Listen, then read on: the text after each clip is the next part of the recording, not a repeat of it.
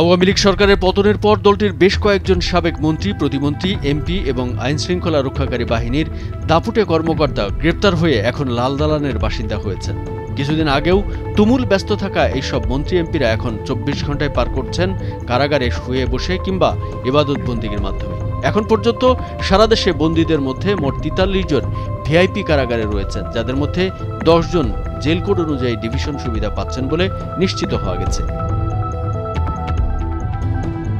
কারা সূত্রে জানা গেছে, সাবেক প্রধানমন্ত্রী শেখ হাসিনার জ্বালানি, খনিজ সম্পদ ও বিদ্যুৎ বিষয়ক উপদেষ্টা তৌফিক ইলাহি চৌধুরী, সাবেক সমাজ কল্যাণ মন্ত্রী ডাক্তার দীপু মনি, জাতীয় সংসদের সাবেক চিফ হুইপ আসম ফিরোজ, দুর্যোগ ব্যবস্থাপনা ও ত্রাণ মন্ত্রণালয়ের সাবেক সিনিয়র সচিব মোহাম্মদ শাহ কামাল, সেনাবাহিনী থেকে অবসরপ্রাপ্ত এনটিএমসির সাবেক মহাপরিচালক মেজর জেনারেল জিয়াউল হাসান, নৌবাহিনী থেকে বাধ্যতামূলক অবসরে পাঠানো রিয়াল অ্যাডমিরাল মোহাম্মদ সোহায়েল, সাবেক আইজিপি চৌধুরী আবদুল্লাহ আল মামুন ও সাবেক আইজিপি একেএম শহীদুল হককে আবেদন মঞ্জুরের পর সরকারের নির্দেশে ডিভিশন সুবিধা দেওয়া হচ্ছে।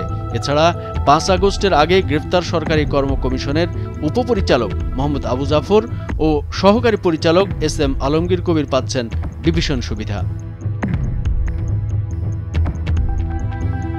তবে আবেদন অনুমোদন না হলেও কারাগারে ডিভিশন সুবিধা পাচ্ছেন তারা হলেন সাবেক মুক্তিযুদ্ধ বিষয়ক প্রতিমন্ত্রী এবি তাজুল ইসলাম, সাবেক তথ্যমন্ত্রী হাসানুল হক ইনু, সাবেক পর্যটন ও বেসামরিক বিমান চলাচল মন্ত্রী রাশেদ খান মেনন, সাবেক বেসরকারি শিল্প ও বিনিয়োগ উপদেষ্টা সালমান এফ রহমান, সাবেক তথ্য প্রযুক্তি প্রতিমন্ত্রী জুনায়েদ আহমেদ পলক, সাবেক ডেপুটি স্পিকার শামসুল হক টুকু, সাবেক বাণিজ্য মন্ত্রী টিপু মুন্সি, সাবেক সংস্কৃতি মন্ত্রী আসাদুজ্জামান নূর, সাবেক বেসামরিক বিমান পরিবহন ও পর্যটন প্রতিমন্ত্রী মোহাম্মদ মাহবুব আলী সহ আরও কয়েকজন সাবেক সংসদ সদস্য। কারা সংশ্লিষ্ট কর্মকর্তারা জানান, কারাবিধি অনুযায়ী কারাগারে ডিভিশন সুবিধা পান সাবেক এমপি, মন্ত্রী, সিআইপি ও সরকারি কর্মকর্তারা। এছাড়া ডিভিশন সুবিধার জন্য যে কোনো বন্দী নিজের সামাজিক অবস্থান তুলে ধরে কারা কর্তৃপক্ষের মাধ্যমে স্বরাষ্ট্র মন্ত্রণালয় কিংবা আইনজীবীর মাধ্যমে আদালতের কাছে আবেদন করতে পারেন। স্বরাষ্ট্র মন্ত্রণালয় ও আদালত যদি কোনো বন্দীকে ডিভিশন সুবিধার আবেদন মঞ্জুর করে কারা কর্তৃপক্ষকে নির্দেশ দেয়, তাহলে সেই বন্দী ডিভিশন সুবিধা পেয়ে থাকেন। যারা কারাগারে ডিভিশন পান তাদের আলাদা রুম বা সেলে রাখা হয়। সেখানে থাকে খাট, ভালো বিছানা, টেবিল, চেয়ার, তোশক, বালিশ, তেল, চিরুনি, আয়না সহ কিছু নিত্য প্রয়োজনীয় জিনিস। ডিভিশন পাওয়া বন্দীদের জন্য একজন করে সহকারীও দেওয়া হয়, তারা সংশ্লিষ্ট বন্দীর প্রয়োজনীয় কাজগুলো করে দেন।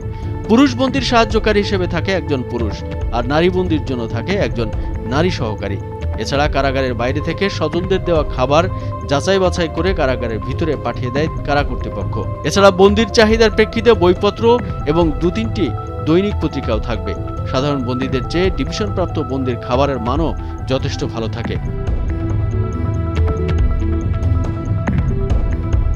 কামরুজ্জামান আরিফ, ভোরের কাগজ।